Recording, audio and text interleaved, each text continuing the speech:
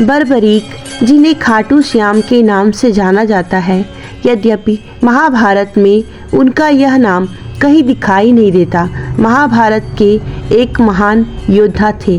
वे घटोत्कच और अहिलावती के सबसे बड़े पुत्र थे। बाल्यकाल से ही वे बहुत वीर और महान योद्धा थे। उन्होंने युद्ध कला अपनी माता से सीखी। माँ आदिशक्ति की तपस्या कर उन्होंने असीमित शक्तियों को भी अर्जित कर लिया। तत्पश्चात अपने गुरु भगवान श्री कृष्ण की आज्ञा से उन्होंने कई वर्षों तक महादेव की घोर तपस्या करके उन्हें प्रसन्न किया और भगवान शिव शंकर से 3 अभेद्य वाण प्राप्त किए और 3 वाणधारी के नाम से प्रसिद्धि प्राप्त किया। साथ ही अग्निदेव ने उनसे प्रसन्न होकर उन्हें अपना दिव्य धनुष दिया। महाभारत का युद्ध कौरवों और पांडवों के मध्य अपरिहार्य हो गया था, अतः यह समाचार बर्बरीक को प्राप्त हुआ तो उनकी भी युद्ध में सम्मिलित होने की इच्छा जागृत हुई। तब वे अपनी माता से आशीर्वाद प्राप्त करने पहुँचे। तब माँ को हारे हुए पक्ष का साथ देने का वचन दिया। वे अपने घोड़े पर, जिसका रंग नीला था, पर 3 वाण और धनुष के साथ कुरुक्षेत्र की रणभूमि की ओर अग्रसर हुए। सर्वव्यापी श्री कृष्ण ने ब्राह्मण वेश धारण कर बर्बरीक से परिचित होने के लिए उन्हें रोका और यह जानकर उनकी हंसी भी उड़ाई कि वह मात्र 3 वाण से युद्ध में सम्मिलित होने आया है।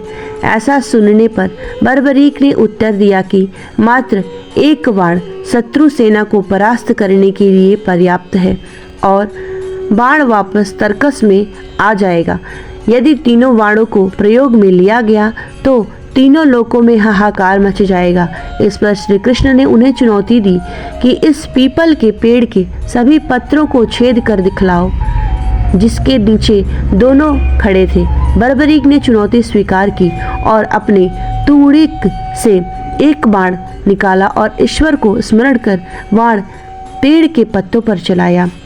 तीर ने क्षण भर में पेड़ के सभी पत्तों को भेद दिया और श्री कृष्ण के पैर के इर्द गिर्द चक्कर लगाने लगा, क्योंकि एक पत्ता उन्होंने अपने पैर के नीचे छुपा लिया था। बर्बरीक ने कहा कि आप अपने पैर को हटा लीजिए, वरना ये आपके पैर को चोट पहुंचा देगा। श्री कृष्ण ने बालक बर्बरीक से पूछा कि वह युद्ध में किस ओर से सम्मिलित होगा, तो बर्बरीक ने अपनी माँ को दिए वचन को दोहराया। वह युद्ध में उस ओर से भाग लेगा जिस ओर की सेना निर्बल होगी और हार की ओर अग्रसर हो।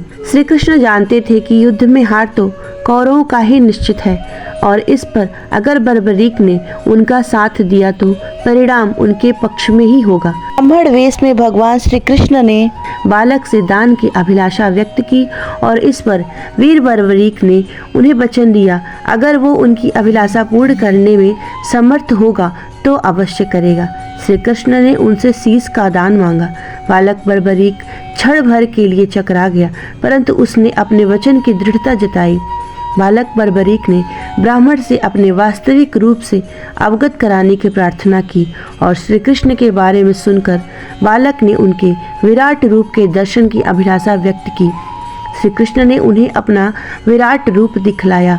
उन्होंने बर्बरीक को समझाया कि युद्ध आरंभ होने से पहले युद्ध भूमि की पूजा के लिए एक वीर वर क्षत्रिय के शीश के दान की आवश्यकता होगी।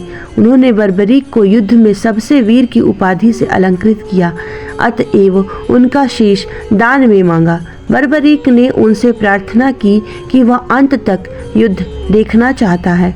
बर्बरीक की यह बात स्वीकार कर ली।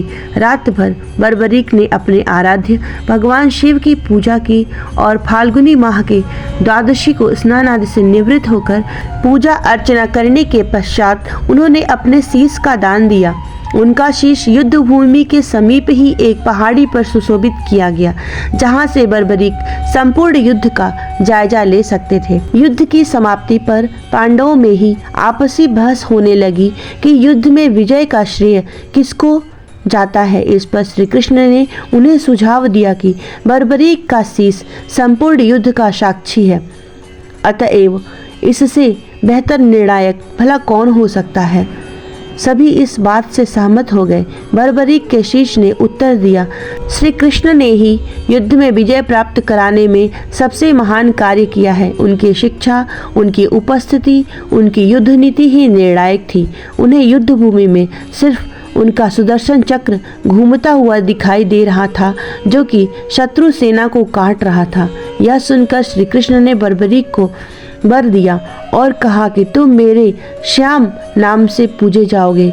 खाटू नामक ग्राम में प्रकट होने के कारण खाटू श्याम के नाम से प्रसिद्धि पाओगे और मेरी 16 कलाएं तुम्हारे शीश में स्थापित होंगी और तुम मेरे ही प्रतिरूप बनकर पूजे जाओगे।